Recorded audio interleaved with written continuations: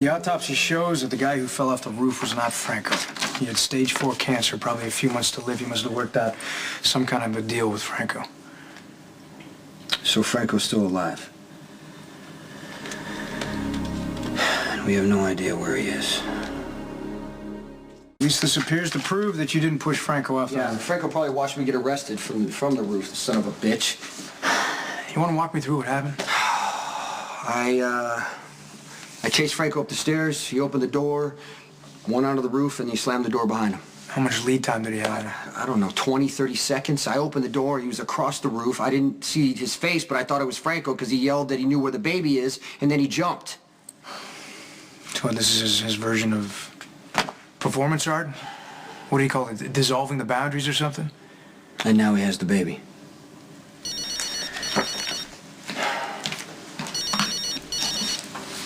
Hello?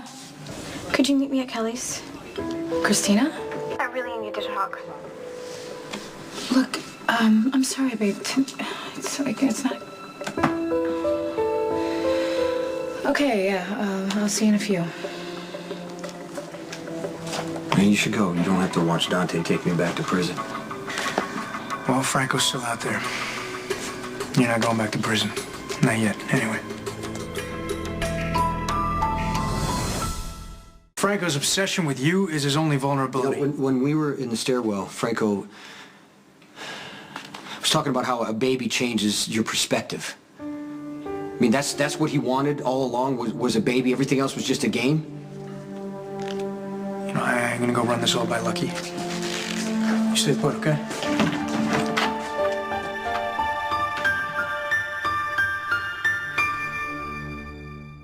You must have been terrified. If Michael hadn't have shown up when he did, Mr. Bauer would have beat me just like Kiefer. Was Michael hurt? Michael was the one beating up Mr. Bauer by the time Ethan and Lucky showed up. They didn't charge Michael with anything, which made Mr. Bauer even angrier. Oh, yeah, and that's when he went and got the gun. He pointed it right at me. Oh. And Michael stood between us before he could shoot me. Michael saved my life. And do you know what Dad did when he showed up? No, what did he do? He lectured Michael about fighting. Well, come on, Chrissy. You know that if Michael keeps fighting, he's gonna go back to jail. Dad is being a total hypocrite if he doesn't think he would have done the same thing. It's totally unfair, and I'm gonna tell him. Oh, my... Why are you laughing? This is not funny. No, I know. I'm very aware this is not funny. You are sounding more and more like your father every day. Hey, I'm glad I caught you before you went to Pentonville, huh? I'm not going back yet. It turns out Franco's not dead. Well, I thought you pushed him off a building No, in that Los Angeles. whole thing was a setup. Franco is still out there. Dante has decided not to take me back. Why were you even at the hospital? Jeez, where do you want me to start? I got into a fight. And I burned my hand. Jeez, it seems like a million years Okay, ago. you got into a fight your first day? Yeah. My boss sent me to the hospital to get it checked out. And then the hospital went on lockdown because somebody grabbed a baby. And then I heard somebody screaming. And it was Christina. And Mr. Bauer was about to hit her. And I stepped in and I did the things you taught me. And I kind of got a little carried away. Lucky and Ethan had to pull me off. Well, it's good that you protected Christina, Michael. Yeah.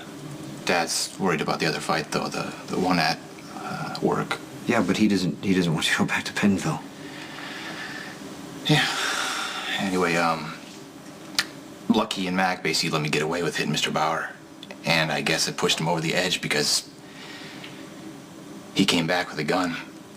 Completely out of his mind. He's gonna shoot Christina. I got in the way of that one, too.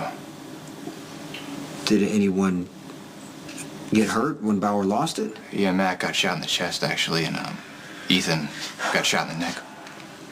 He almost bled to death, but he's gonna be okay. But yeah, I was in that hospital for so long, I started to feel like I was in prison. I'm sorry, Michael. I know that you have more than enough to deal with right now, but I don't know how much time I have, so I gotta tell you what happened in Los Angeles. Well, that doesn't sound too good. Franco put a lot of stuff in his exhibit.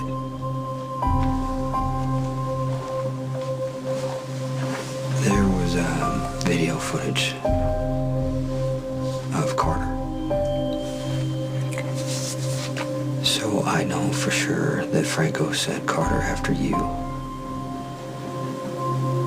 as a way to get to me. And I can't tell you how sorry I am for that.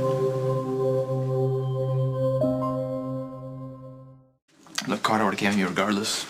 That's the way prison works. Don't blame yourself. As Carter was dying, he told me, Franco says hi. That doesn't matter. That doesn't matter, Jason. Carter saw something in me that made him think he can do anything. No, you survived. Okay? That's what matters. You're out of prison, you're free, and Carter is dead. You said that Franco had Carter in his exhibit. Yeah. Was I in the exhibit too? There was a copy of your prison ID photo on display. But I don't think anybody knew who you were except for me. Okay. Thanks for telling me the truth. I mean, I know you could have covered it up, but you didn't, and I appreciate you telling me that. You can't change. You can't change what happened. Michael, you gotta focus on your life as it is now. Find a way to move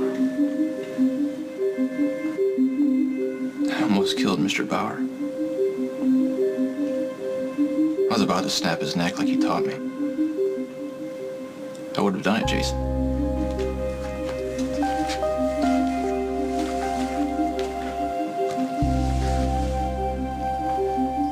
You don't have to let the anger take over.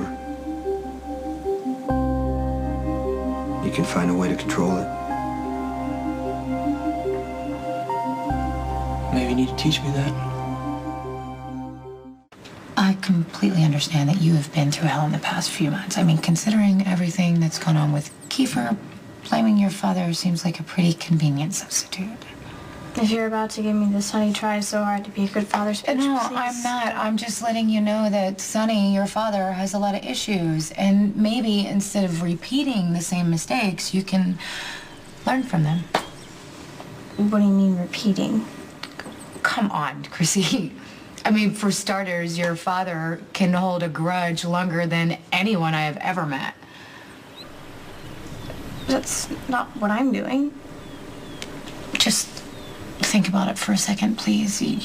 Okay, look. Okay, fine. Your father wasted a lot of time being angry with Mike because he left him to the mercy of his stepfather. You know that his childhood was hell, and he stayed really, really angry. And look at what he threw away because of it. A dad who actually wanted to be close. I mean, out of anyone, I wish I had that. I'd take that over anything. But in some small way, Sonny still blames Mike for everything that went wrong in his life. I'm not blaming my dad for my problems. Come on. Sure you are. You are using all that anger to justify your self-destructive behavior. You went after Johnny Zakara. This is starting to sound like a lecture. No, please, I'm not trying to lecture you. Please. Your parents have given you a really, really good life. You've never had to work a day in your life. You get whatever you want. Your parents practically fall all over themselves to make you happy. All I'm trying to say is that blaming other people for your own problems, you kind of lose control of your life.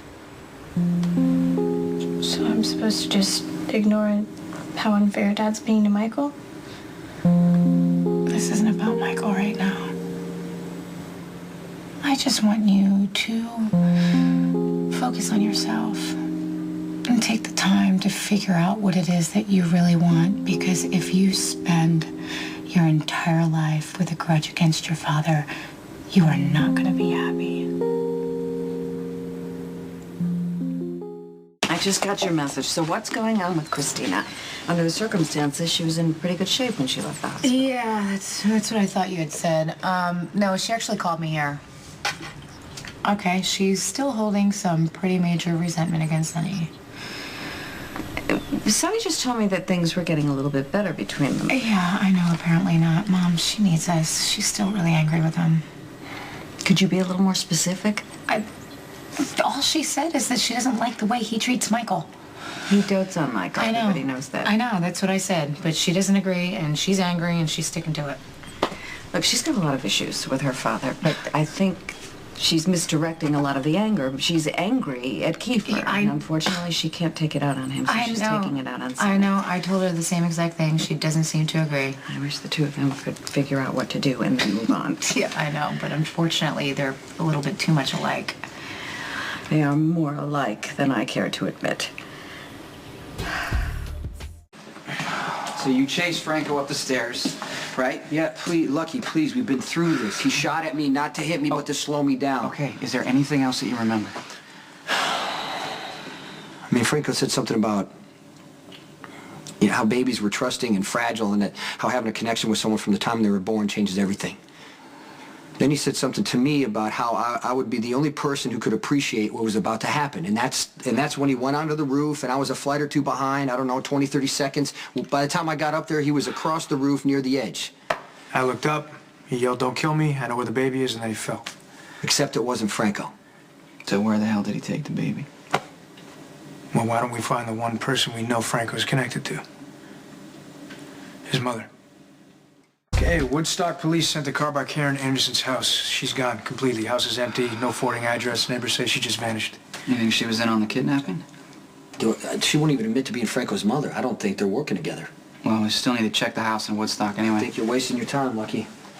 Well, why? I mean, isn't that how Franco works? One clue leads to the next. Yeah, right, when he wants to be found, but I don't think there's going to be any more clues. What are you saying, Jason? I think he wants to keep this baby for himself.